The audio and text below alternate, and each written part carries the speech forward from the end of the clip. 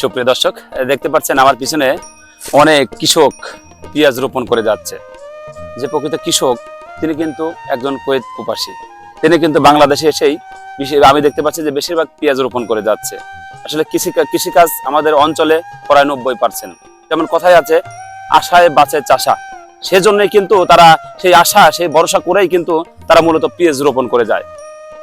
তাই আজকে জানবো যে মোহাম্মদ সুরজ মিয়া যে পেঁয়াজ রোপণ করে যাচ্ছে, কতটুকু পেঁয়াজ রোপণ করে যাচ্ছে তার মুখ থেকে আজকে আমরা শুনবো। কুয়েত ছিলেন, তো ওখান থেকে বাংলাদেশে এসে অনেকে অনেক রকম ব্যবসা করছে। তো হঠাৎ করে আপনি দেখতে পাচ্ছি যে কৃষিকাজের সাথে সম্পৃক্ত হলেন, আসলে কি কারণে?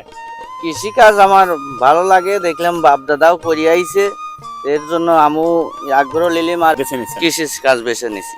আচ্ছা, আমি দেখছি যে অনেকেই একটু দুঃখ প্রকাশ করতে, সেটা হলো যে আমাদের যে কৃষিকাজে অন্যান্য যেমন ফসলে একটু কিছুটা হলেও মানে দেখা যায় লাভের মুখ আশা করা যায়, কিন্তু পেঁয়াজ রোপণ করলে নাকি পেঁয়াজের আবাদ করলে একটু কিছু কিছু বছর দেখা যাচ্ছে কি ক্ষতিগ্রস্ত হয়। আসলে কি কারণে ক্ষতিগ্রস্ত হয়? ক্ষতিগ্রস্ত হয় যখন বাইরে থেকে মাল আমদানি রপ্তানি করা হয়, তখনই দেখা যায় যে কৃষকের একটু ঘাটতি হয়।